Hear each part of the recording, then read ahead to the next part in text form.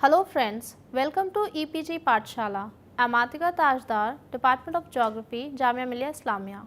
Today we will discuss about the application of remote sensing and GIS in forestry. To meet the various information requirements in forest management, different data sources like field survey, aerial photography and satellite imagery is used, depending on the level of detail required and the extension of the area under study.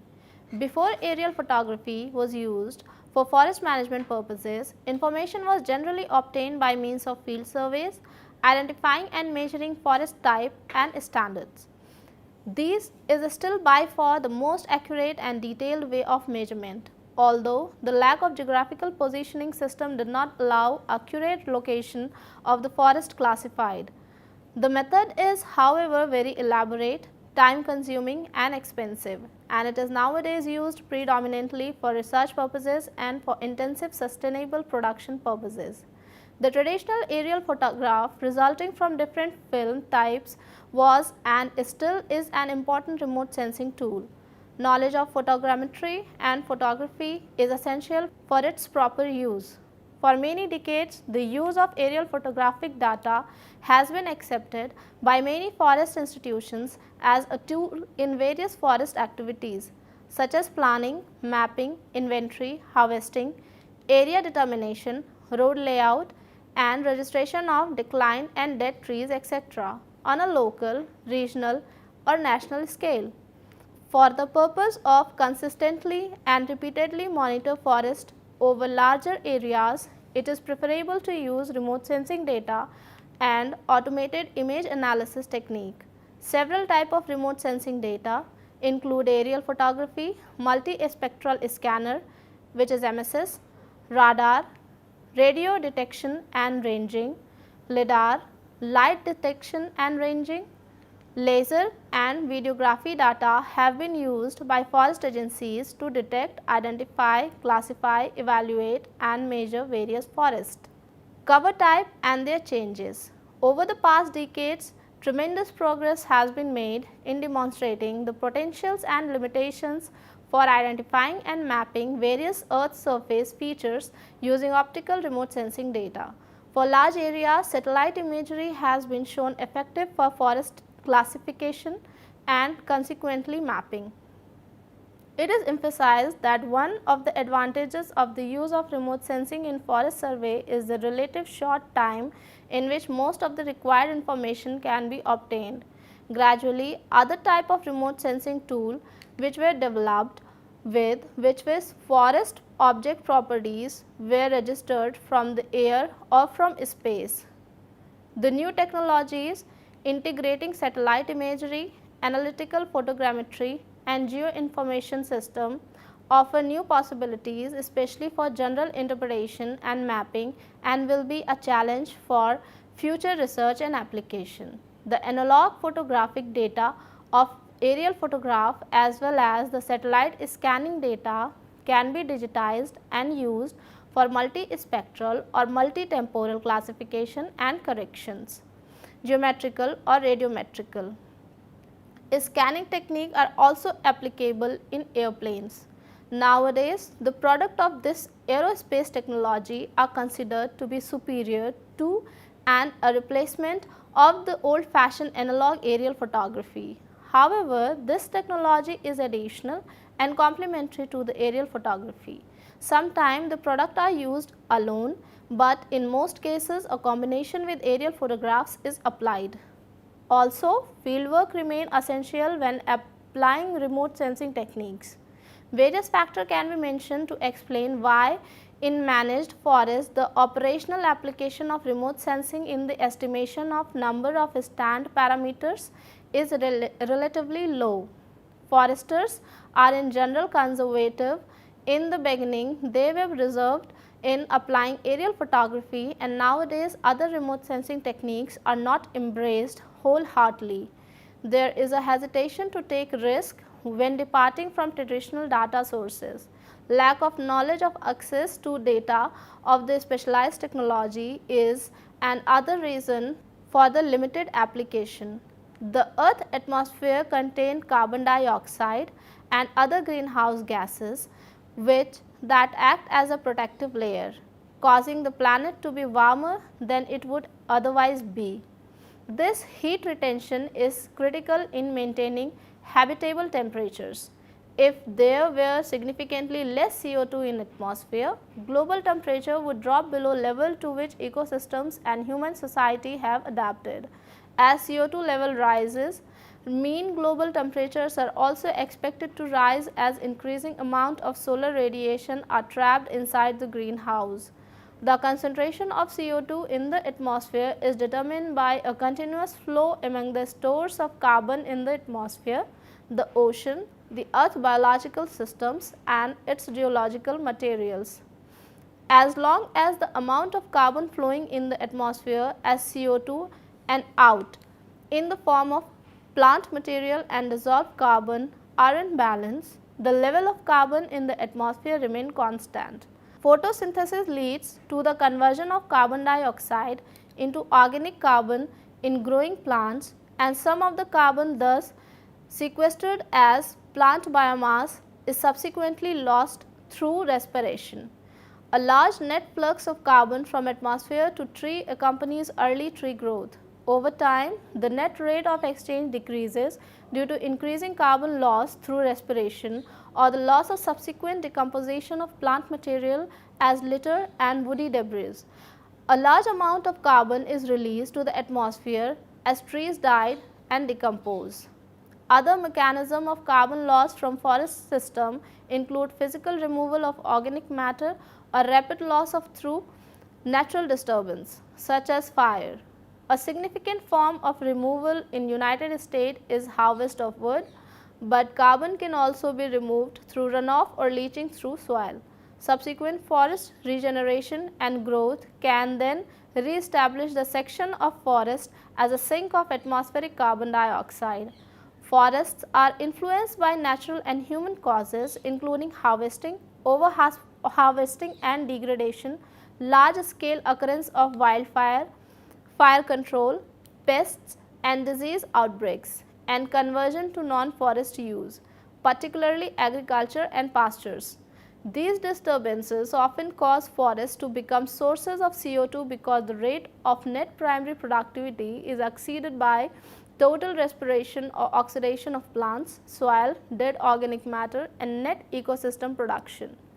At the same time, however, some areas of harvested and degraded forests or agricultural and pastures land are abandoned and revert naturally to forest or are converted to plantation, thus become carbon sink.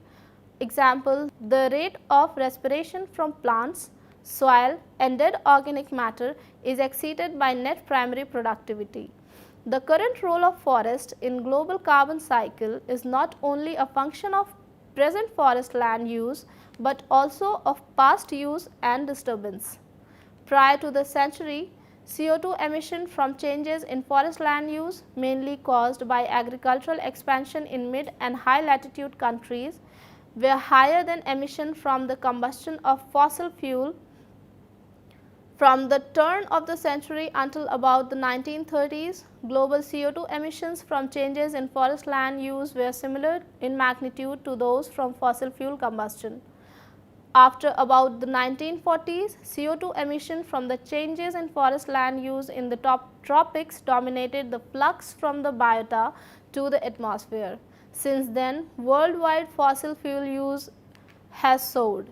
Biotic emission from the mid and high latitude regions has declined greatly as forests expanded into abandoned agricultural land and as logged stand withdrew, and deforestation in the tropic has accelerated. Role of forest play an important role in global carbon cycles. Policies that influence the rate of conversion of forests to other land use or encourage afforestation and reforestation of deforested land have the potential to have a large impact on concentration of atmospheric CO2. Forest conversion is the second largest global source of anthropogenic carbon dioxide emission and is likely responsible for 10 to 25% of carbon dioxide emission worldwide. Within the US forest, our net carbon sinks, sequestering approximately 780 global atmospheric burden per year CO2, which is approximately 11% of US greenhouse gas emissions. A number of existing and proposed policy instruments specifically include the use of forests to capture CO2. Global climate change is increasingly recognized as the greatest global threat facing humanity. For the majority of the world's population, the persistent problem of food insecurity, rural poverty, the struggle to develop, sustain new sources of economic growth must now be considered against a backdrop of certainty and change in historical climate patterns. Separately and together, government and both international and domestic organizations not only need to continue responding to the immediate concern of extreme poverty, environmental degradation and social unrest, but in addition must now begin to prepare communities and entire regions to adopt to uncertain future climatic regimes as well as to make tangible contribution in first slowing and ultimately re-establishing a balance in greenhouse gas exchange at a planetary scale. Under mounting time pressure, there is an urgent need to evolve win-win solutions that address both these immediate local and long-term global threats. When the concentration of greenhouse gases in the atmosphere increase, temperature at the Earth's surface is also expected to increase. Climate models developed in the 90s have shown that global surface air temperature may increase by 1.4 degrees Celsius to 5.8 degrees Celsius at the end of the century. Recent IPCC 2007 report predicted increase in temperature with more precision at 1.8 degrees Celsius to 4 degrees Celsius at the end of the century. It has linked temperature increase to increase in the concentration of CO2 in the atmosphere. Role of remote sensing and assessment of biomass or carbon. A variety of approaches and data sources have been used to estimate forest above ground biomass. A comprehensive review of remote sensing based estimation of above ground biomass have been completed, categorized by data sources. First is field measurement, second is remotely sensed data, third is ancillary data used in GIS based modeling. Estimation from field measurement may entail destructive sampling or direct measurement, and the application of algometric equations above ground biomass is necessary for studying productivity, carbon cycle, nutrient allocation and fuel accumulation in terrestrial ecosystems.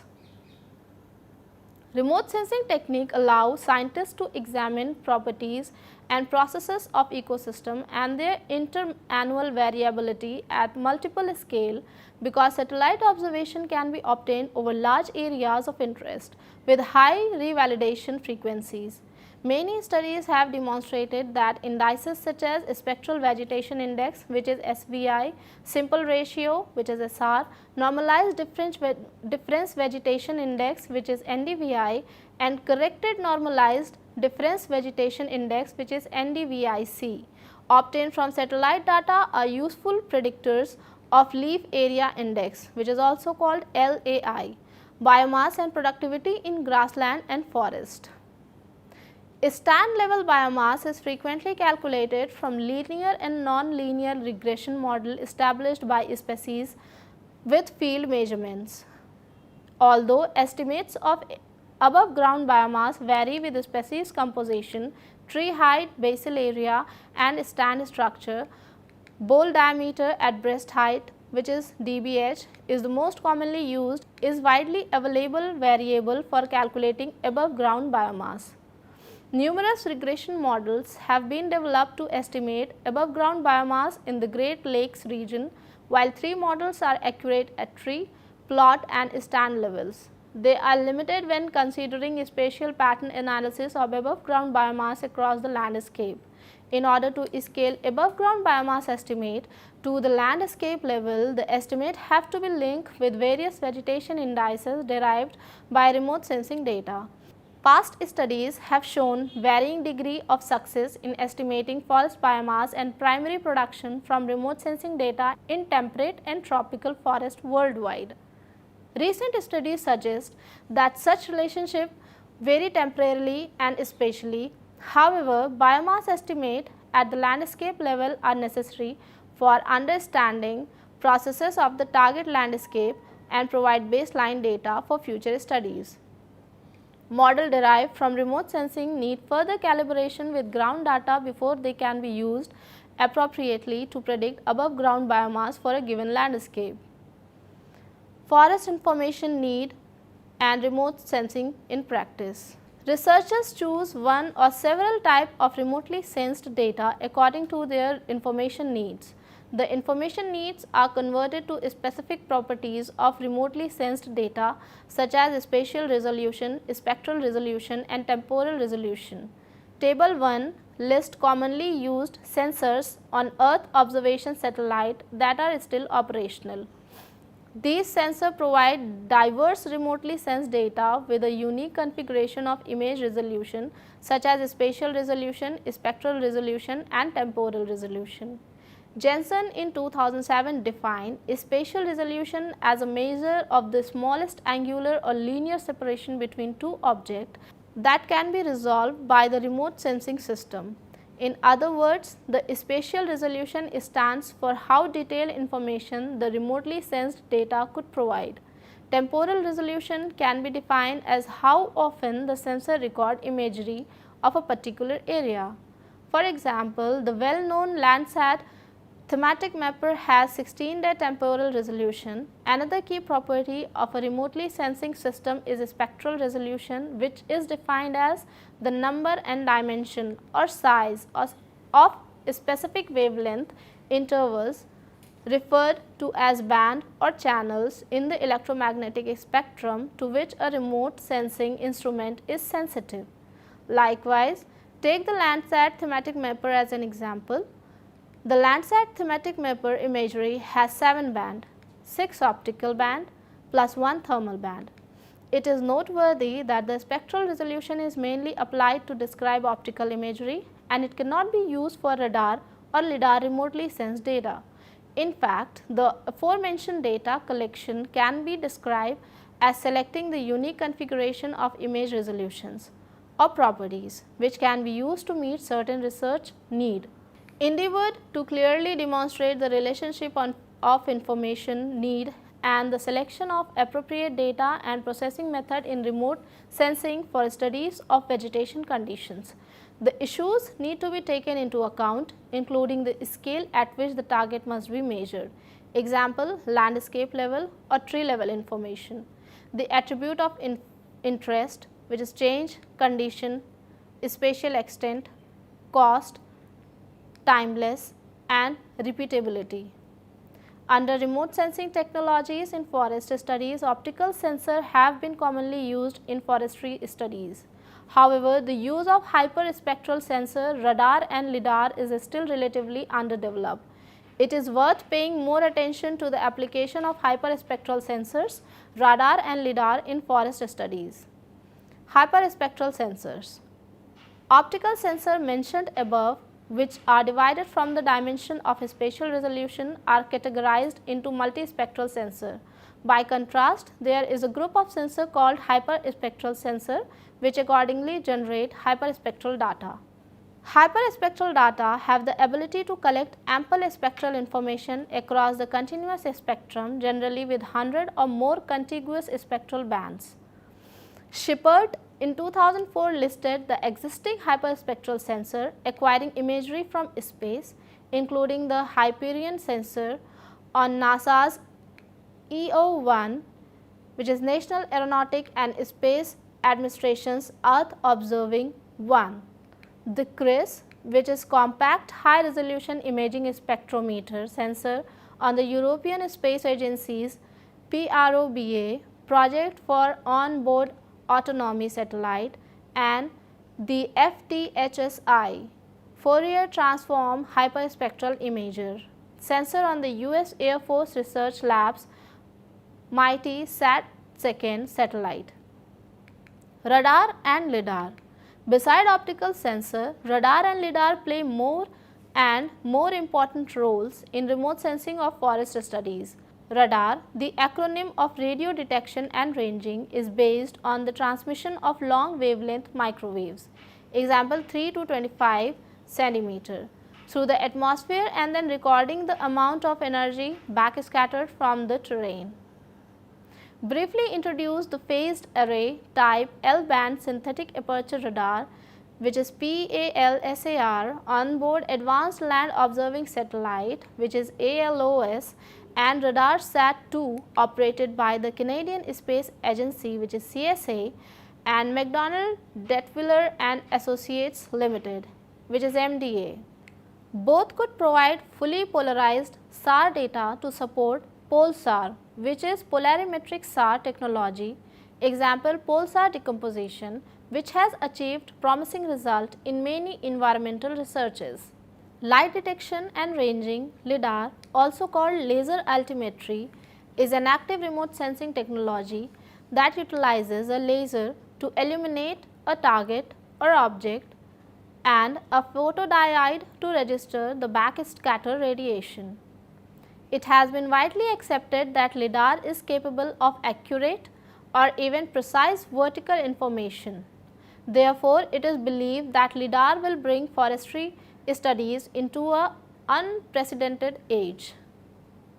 A specified application of remote sensing in forest studies. Young and Gies in 2003 summarized forest science and management into three categories: forest biology and ecology, example forest biomes of the world, forest ecophysiology, forest soil, forest ecosystem ecology, landscape ecology, and forest trees, disease and insect interaction.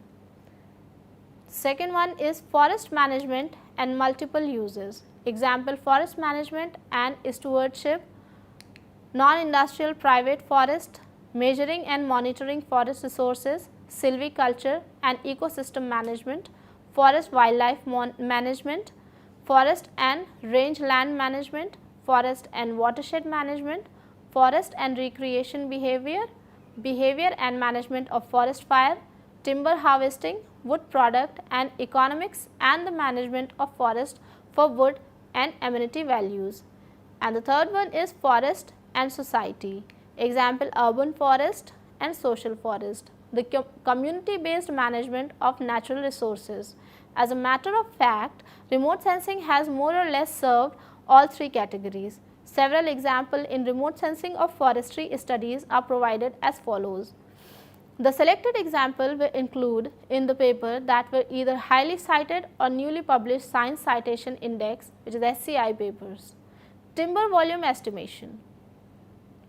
Timber volume is simply function of tree height and diameter of tree at breast height. There are some adopted technique to calculate the volume of standing trees, example volume table and volume equation.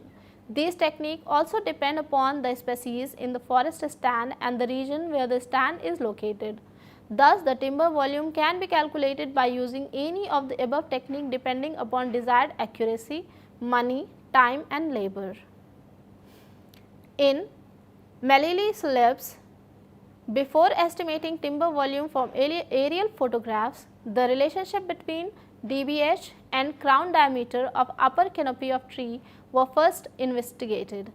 As species identification was impossible on 1:10,000 scale photographs, all species were included in the test. The regression equation was found to be D is equal to 3.5 C plus 12.3, where D is equal to DBH, C is equal to crown diameter. Species decomposition. Turner et al. In 2003 stated that the recent advances in remote sensing, such as the availability of remotely sensed data with high spatial and spectral resolution, make it possible to detect key environmental parameters which can be applied to determine the distribution and abundance of species across landscapes via ecological model. This approach in general referred to as indirect remote sensing of biodiversity plays a major role in this research area. For example, DeFries et al. In 2000 applied the 1 km Advanced Very High Resolution Radiometer, which is AVHRR, to estimate and map percentage tree cover and associated proportion of trees with different leaf longevity, evergreen and deciduous, and leaf type, which is broadleaf and needle leaf. Forest ecophysiology. Coakley and Clark in 1999 developed an approach to estimate the concentrations of nitrogen, lignin and cellulose in dried and ground leaves using band depth analysis of absorption feature, centered at 1.73 micrometer, 2.10, 2.10 micrometer and 2.30 micrometer, and stepwise multiple linear regression. As mentioned above, hyperspectral remote sensing was used to estimate the leaf pigment of sugar maple in the Algoma region, Canada, and promising results were obtained. Forest ecosystem. Jin et al. In 2011 developed an algorithm based on semi-empirical Priestley-Taylor approach to estimate continental scale evapotranspiration using MODIS satellite observation. The seasonal variation in ET has been indicated as a key factor to the soil moisture and net ecosystem CO2 exchange through water loss from an ecosystem.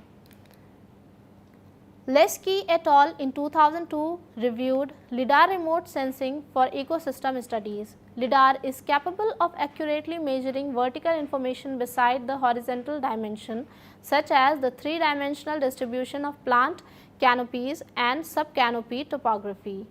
More specifically, LIDAR can provide accurate estimate vegetation height cover, canopy structure, leaf area index, and above ground biomass, etc. Measuring and monitoring forest resources. Remote sensing can play a major part in locating mature and old growth forest, and applied a number of remote sensing techniques to estimate forest age and structure.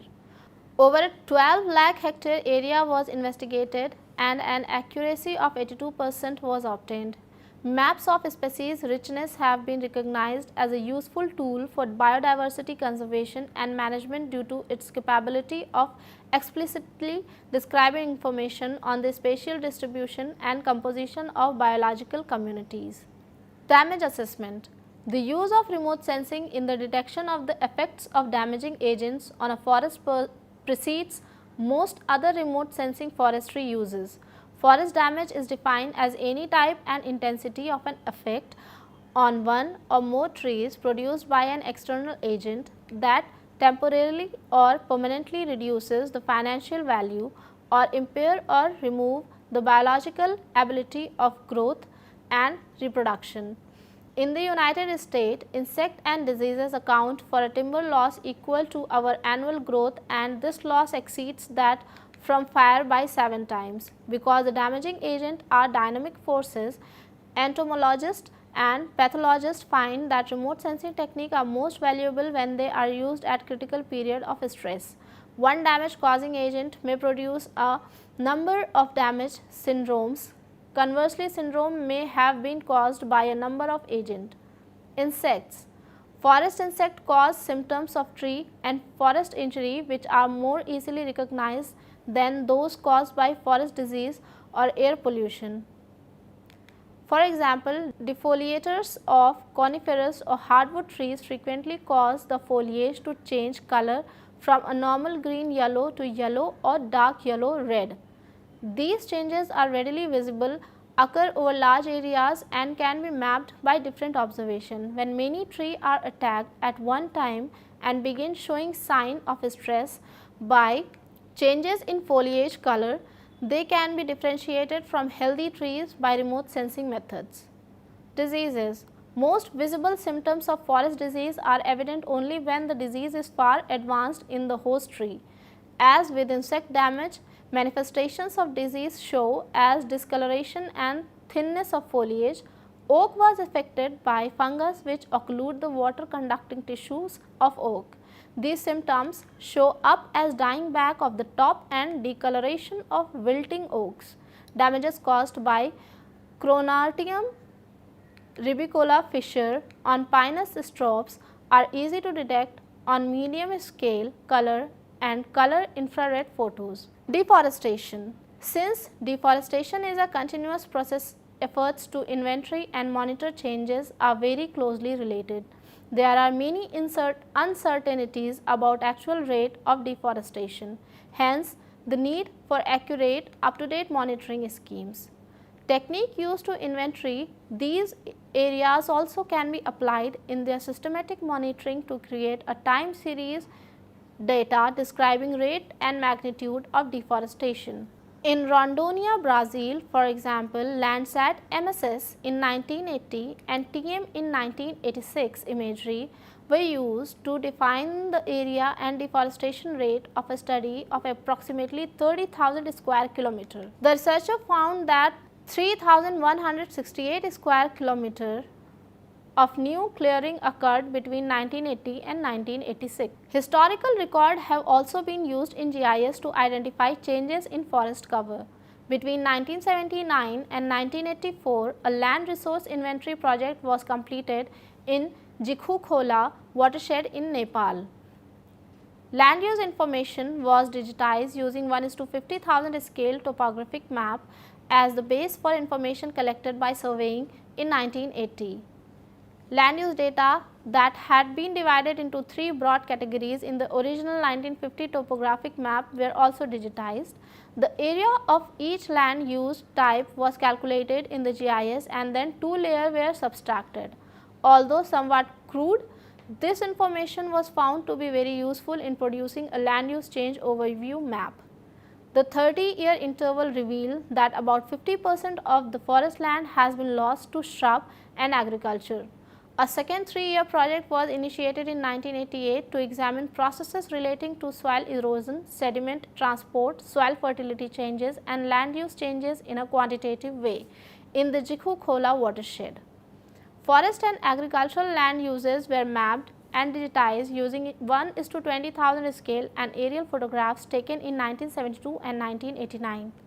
Changes in the areas of 4 land use were calculated for each date: forest, grassland, irrigated agriculture and sloping terraces. In this case, using a larger scale and a different land cover scheme, the researchers found that the forest area had not decreased substantially, only 1% during 17 years. Forest fire. Fire is one of the disaster causing threats to the forest and the ecosystem throughout the world. Forest has adverse effect on soil, forest and humans. During the process of burning, the soil nutrients are reduced and the soil is left bare, making it more susceptible to the both soil and water erosion. The forest cover is drastically reduced through the death of fire intolerant tree species. Fire also leads to an increase in greenhouse gas emission. Air pollution due to smoke causes prolonged effect on human health such as respiratory and cardiovascular problem.